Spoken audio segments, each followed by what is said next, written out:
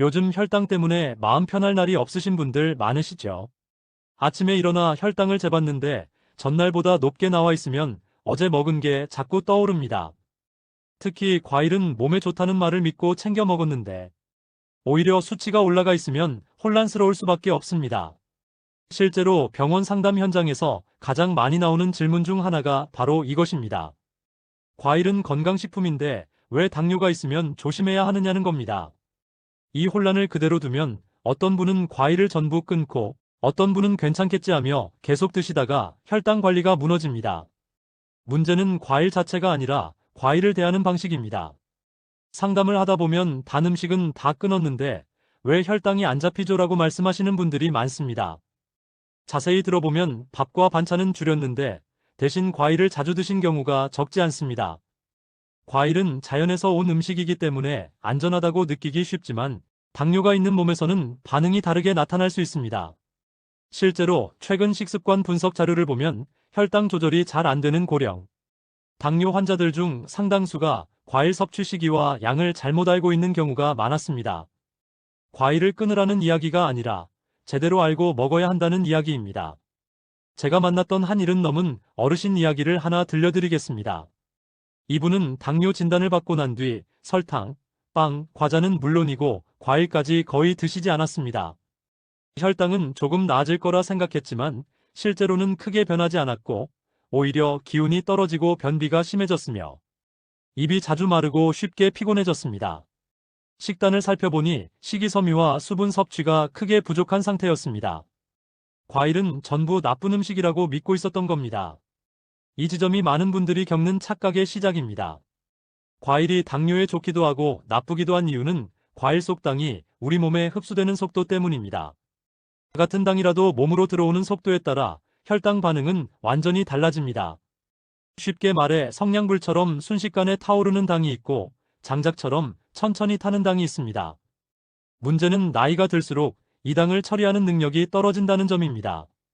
인슐린 반응은 둔해지고 근육량은 줄고 활동량도 감소합니다. 이 상태에서 흡수가 빠른 과일을 먹으면 혈당이 급격히 올라갈 수밖에 없습니다. 그래서 젊을 때는 괜찮던 과일이 어느 순간부터 부담이 되는 겁니다. 그렇다면 당뇨가 있어도 비교적 안전하게 먹을 수 있는 과일은 어떤 특징을 가지고 있을까요? 핵심은 식이섬유가 많고 당의 흡수가 느리다는 점입니다. 블루베리나 딸기 같은 베리류는 단맛이 강하지 않으면서도 섬유질이 풍부해 혈당이 급격히 오르는 것을 막아주는 역할을 합니다. 사과도 껍질째 소량으로 먹으면 도움이 될 수 있습니다. 껍질에 들어있는 섬유질이 당의 흡수 속도를 늦춰주기 때문입니다. 배 역시 많이 먹지만 않는다면 수분과 섬유질 보충에 도움이 될 수 있습니다. 중요한 건 종류보다 양과 먹는 방식입니다. 반대로 특히 조심해야 할 과일도 있습니다. 잘 익은 바나나, 포도, 망고처럼 단맛이 강한 과일은 생각보다 혈당을 빠르게 올릴 수 있습니다. 과일 주스는 더 주의가 필요합니다. 씹는 과정이 사라지면서 당이 한꺼번에 흡수되기 때문입니다. 과일을 갈아서 마시는 습관은 당뇨가 있는 분들께는 오히려 불리하게 작용하는 경우가 많습니다. 이 점을 모르고 건강을 위해 마신 주스가 혈당을 흔드는 원인이 되기도 합니다. 과일을 완전히 끊을 필요는 없습니다. 대신 몇 가지 원칙만 지키면 됩니다. 과일은 공복보다는 식후에 소량으로 드시는 것이 좋습니다. 빈속에 먹으면 혈당이 급하게 오를 수 있습니다. 한 번에 여러 종류를 섞어 먹지 않는 것도 중요합니다. 생각보다 당 섭취량이 쉽게 늘어나기 때문입니다. 양은 손바닥 반 정도를 기준으로 삼으세요. 이 부분이 정말 중요합니다. 과일이 몸에 좋다고 해서 밥 대신 과일을 먹는 습관은 혈당 관리에 도움이 되지 않습니다. 또 한 가지 반드시 기억하셔야 할 점이 있습니다. 신장 질환이 있거나 특정 혈당약을 복용 중인 분들은 과일 섭취에 더 주의가 필요합니다. 어떤 경우에는 칼륨 제한이 필요할 수도 있고 약물 반응이 달라질 수 있습니다. 이런 경우에는 반드시 주치의와 상담해서 본인 상태에 맞게 조절하셔야 합니다. 앞서 말씀드린 그 어르신은 과일을 완전히 끊는 대신 식후에 소량의 베리류와 사과를 드시기 시작했습니다. 몇 주가 지나자 혈당 변동폭이 줄었고 변비가 완화되었으며 아침에 일어날 때 몸이 덜 무겁다고 하셨습니다. 무엇보다 먹는 것에 대한 불안이 줄어들었다고 말씀하셨습니다.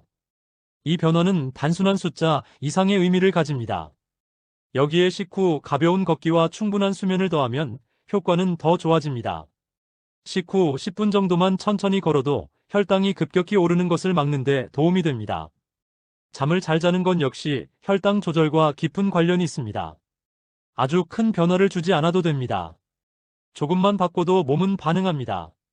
과일은 당뇨의 적도 아니고 무조건적인 친구도 아닙니다. 내 몸 상태를 이해하고 알고 먹으면 도움이 되고 모르고 먹으면 부담이 됩니다. 오늘부터 과일을 대하는 기준을 조금만 바꿔보세요. 혈당 관리에 대한 불안도 함께 줄어들 수 있습니다. 여러분의 오늘 밤이 조금 더 편안해지고 내일 아침 혈당 수치를 볼 때 마음이 덜 무거워지기를 진심으로 바랍니다.